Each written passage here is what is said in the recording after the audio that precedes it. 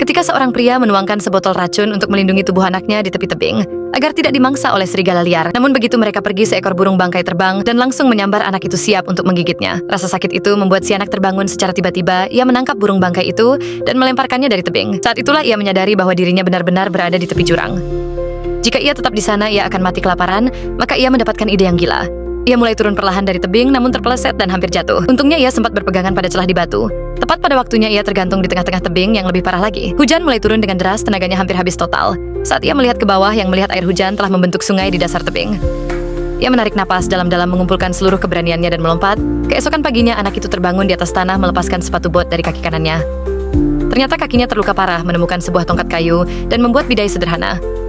Setelah berjalan sangat lama, akhirnya ia berhasil kembali ke puncak tebing. Di sana ia menemukan sebuah batu nisan yang dibuat oleh ayahnya untuknya. Ternyata saat ia jatuh dari tebing pada hari itu, semua orang mengira ia telah meninggal. Pada saat itu pula ia melihat sekawanan serigala mendekat dengan cepat. Ia mencoba memanjat pohon, tetapi salah satu serigala menggigit kakinya. Anak itu mengeluarkan pisau dan menusuk serigala itu tepat di jantungnya hingga berhasil melepaskan diri. Namun serigala-serigala lain di bawah pohon menolak untuk pergi. Malam itu mereka melolong di bawah sinar bulan. Untungnya keesokan harinya kawanan itu akhirnya pergi menyisakan hanya satu serigala abu-abu yang terluka. Anak itu membuat tombak tiap untuk menghabisinya.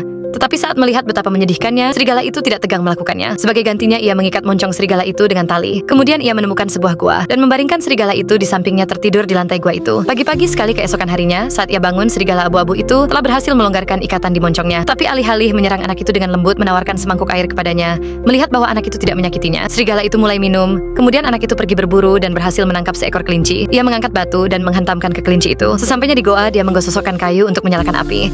Setelah sehari berusaha, akhirnya dia bisa memakan sedikit kelinci panggang. Serigala abu-abu di sampingnya tampak ingin mencicipinya. Anak itu berkata, "Kalau kamu ingin daging, kamu harus bersikap baik."